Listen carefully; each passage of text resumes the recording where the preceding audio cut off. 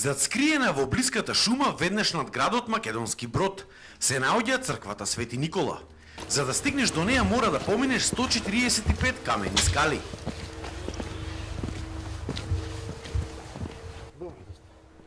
Навидум не многу препознатлив објект, но сепак можеби тоа е еден од најуникатните верски храмови во целиот свет.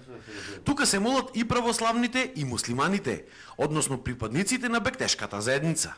Во црквата има и икони, и слики на имамали, и крстови, и символи на бектешите. Едните служат литургија, другите пак се молат на нивни начин.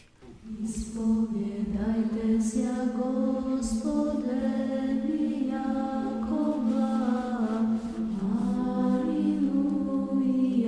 Она што ги спојува овие две религии е токму овој гроб кој се наоѓа во самата црква. За неговото постоење има две теории. Според православните, тука се наоѓа гробот на некој старец со бела брада, кој ги спасил жителите на село Грмада од чумата која што тогаш косела на овие простори. Старецот им рекол, ќе ми направите на тоа место, кај што сме денес во храмот Свети Никола, ќе ми направите на колипка да ги поминам последните денови од мојот живот. Кога починал старецот, го сахраниле токму на ова место, ова е гробот.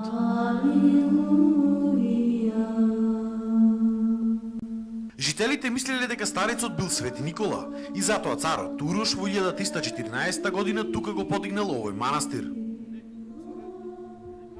Кога доаѓаат турците османлии на овие простори, го уриваат манастирот посветен на Свети Никола кој што го изградил царот Урош. Оваа форма на црквата подоцна е добиена во 18 век, а ја изградил Асамбек. Имено, според преданието, Асамбек тука сакал да гради свој сарај, но сарајот секоја вечер сам од себе се уривал. Поучено мајсториите дека тоа било казна затоа што турците го урнале манастирот и ги заколиле монасите кои што живеат во него. Тој ја гради оваа црква и дозволува во неја да се молат и православните верници и верниците од муслиманска вероисповед. Ова е според преданието на православните.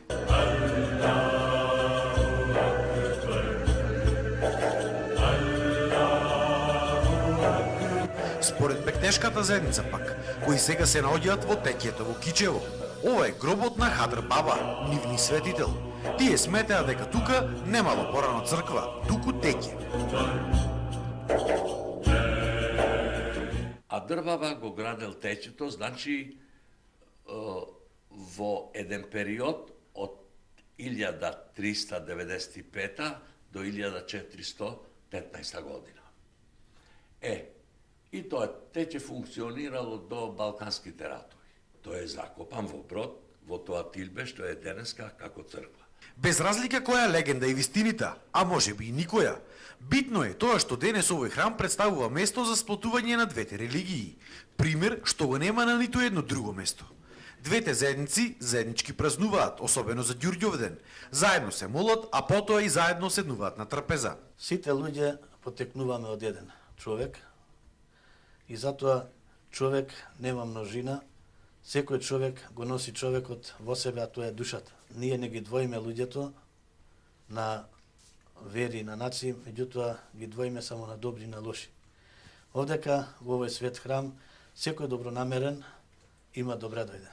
Да се прави ти црква и светиот гроб на Дрбаба, нас не ни сметало толку. Ова доктрина веруваат во светци и го веруваат Господ преко светците, тога и нас не ни сметјават што тие го направиле црква или оти ние не сме имале можности да го држиме тоа како тилбе. Така било со години, така и ќе остане.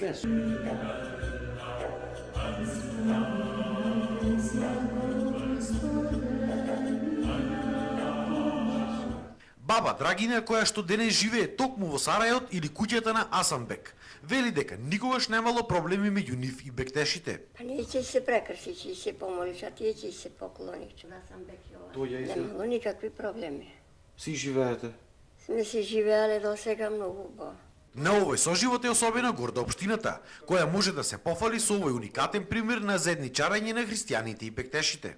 Ние аплициравме до швајцарска амбасада и награда и за кој е снемен филм кој е прикажуван низ цела Европа како во Македонија на едно место можат две вери заеднички да празнуваат и заеднички да бараат Божја помош. посебно во Западна Македонија, каде се почесто има раздвојување на нашите народи, овој наш објект да биде пример како треба заеднички да слават и да се почитуваат нашите народи. Православните бектешите велат дека никогаш ништо нема да ги скара и расипе нивните односи, затоа што Бог бил голем за сите луѓе.